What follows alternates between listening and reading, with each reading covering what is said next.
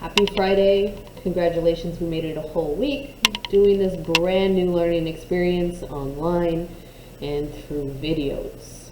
Hopefully you guys aren't going too stir crazy yet. I know I've been having to go outside and go for a lot of walks, take my dog on a lot of walks. Hopefully you guys are figuring out ways not to go too crazy, and most importantly, not drive your parents too crazy. Be nice to them.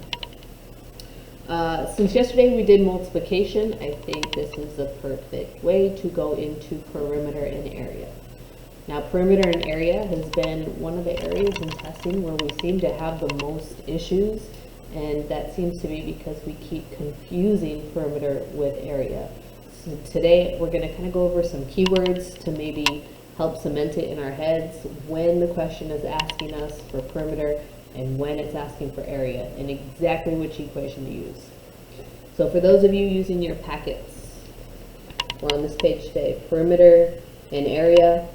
Those of you on Study Island, same thing as yesterday, find the assignment for perimeter and area. That's one we're working on today. We are going to be going over number 1 and I believe number 7. So 1 area question, 1 perimeter question. Okay, so just like yesterday, I made a little miniature anchor chart for you guys. So if you want to just like freeze it and make one for yourself, or with a camera, take a picture of this one. That way you have it with you. Go ahead and do that. I suppose this could be introducing a bit of art into it. So for those of you who love to draw and doodle, trust me, I've seen you guys do it during class on your desk. I know you do it. Go ahead and do one of these, okay? That way you're writing it down, and when you write things down, it helps you remember it better, but you're also having a little bit of fun, because I know math is not most people's favorite. Okay, so when we're talking about perimeter, it is the measure around an object. So if you look at my pretty drawing here, you'll notice I only colored in the outside of my perimeter drawing. Okay, remember, perimeter around the outside. All right, the equation, there are 2 equations for perimeter. It depends on whether or not the object we're measuring is a rectangle or a square. All right, so for a rectangle, we know it's length plus width plus length plus width. We are trying to get the measure of every side and add it together. Now, in square, if you guys looked at your chart that came on the STAR test, where it gave you the formulas for many things, you'll see that it doesn't say length or width, it has an S. The S stands for side, okay? So on a square, we don't say length and width because they are the exact same measurement, we just call them sides. So this is just side plus side plus side plus side. All right, if we look down here, here's a rectangle. It is 5 centimeters by 3 centimeters. So when we're finding perimeter, we're finding, again, the outside. All right, so 5 plus 3 plus 5 plus 3. You can go ahead, and if you wanted to, you can write 5, 3, 5, 3 and add it vertically, or you can just do it this way.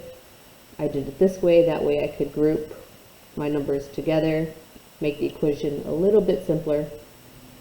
8 plus 8, 16 centimeters.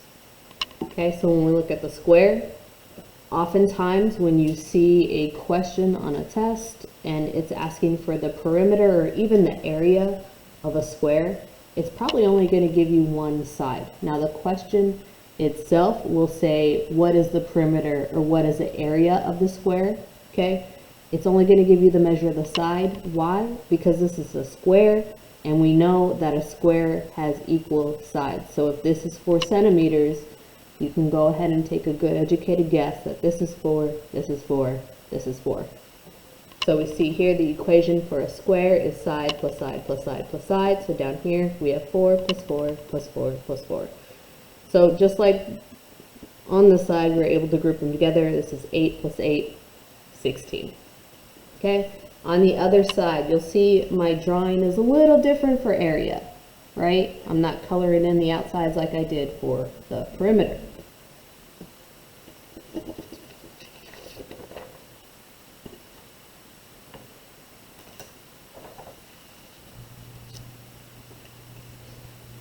Okay, so moving on into what we are practicing today. All right, we're starting with question 1. Question 1, Chloe measured the rectangular label in her new dress. If the label is 42 milliliters long and 12 millimeters wide, what is the area?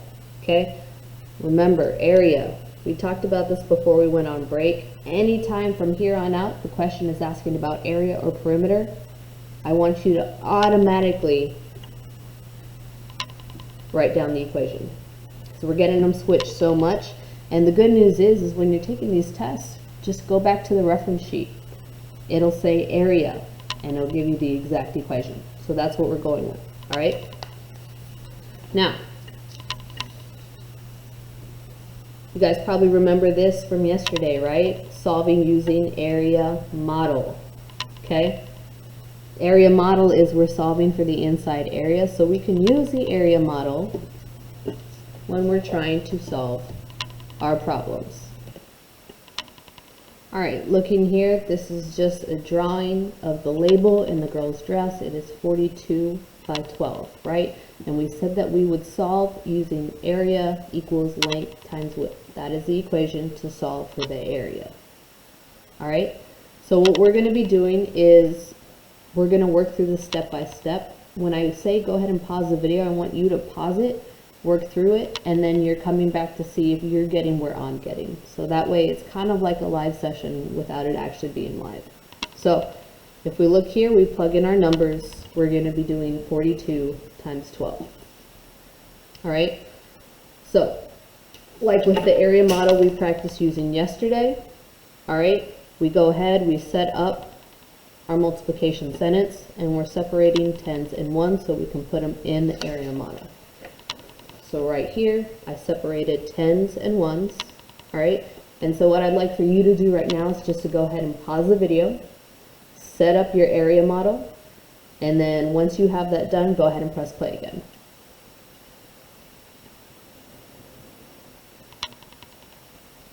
Okay, once you have your area model set up, it should look hopefully like this. We have our 40 and 2, and then our 10 and 2, and then so we're solving for the area of each individual square.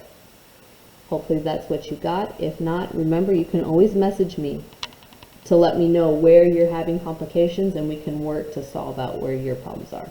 Okay, now once you've gotten this far, go ahead and pause the video again, solve for each individual square, and go ahead and add them all together.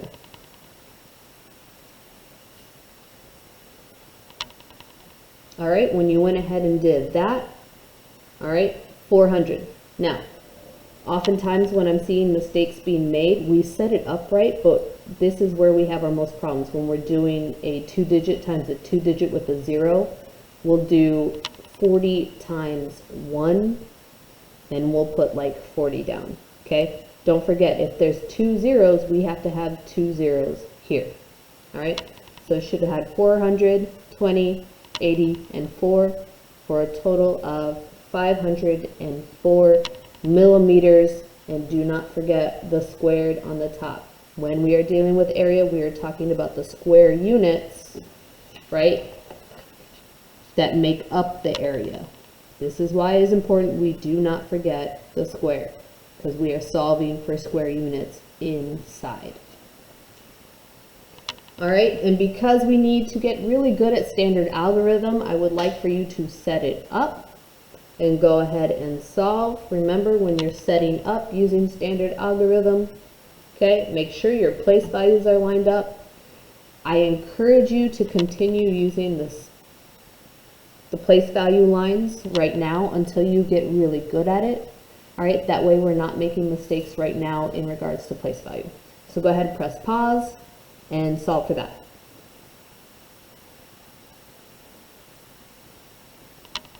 Okay, so remember, when we are solving using standard algorithm, we always start with the bottom number and we always start in the ones place. Okay, so we did 2 times 2, which is 4.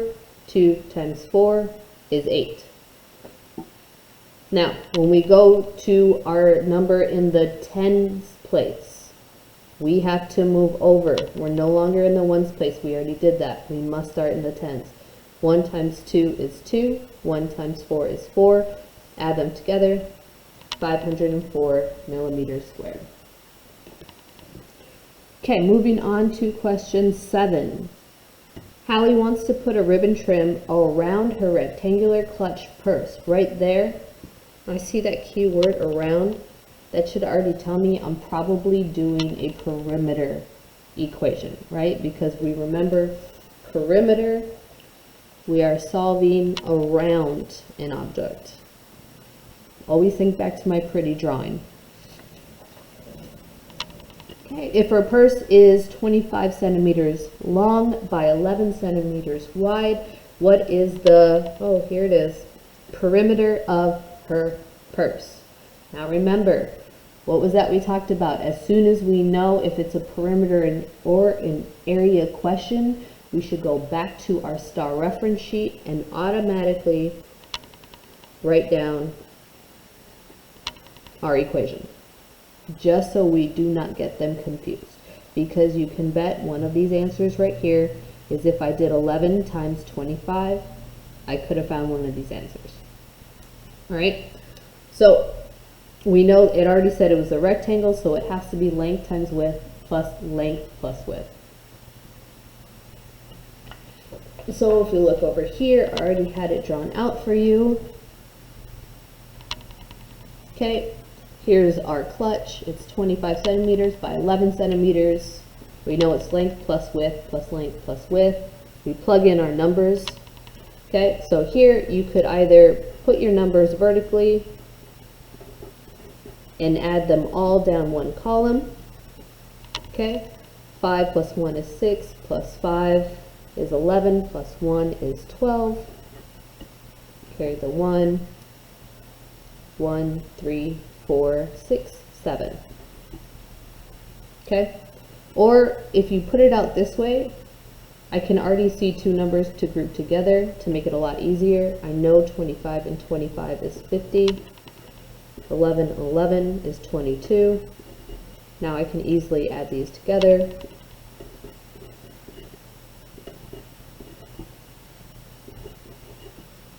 Now, there isn't a wrong way to do this. It's all how your brain sees it and what works best for you.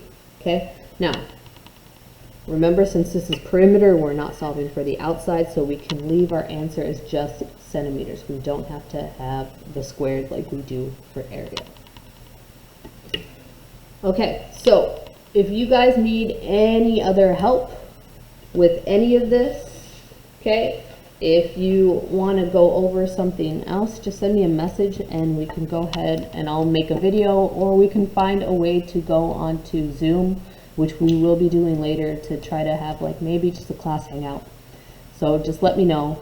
Have a good weekend.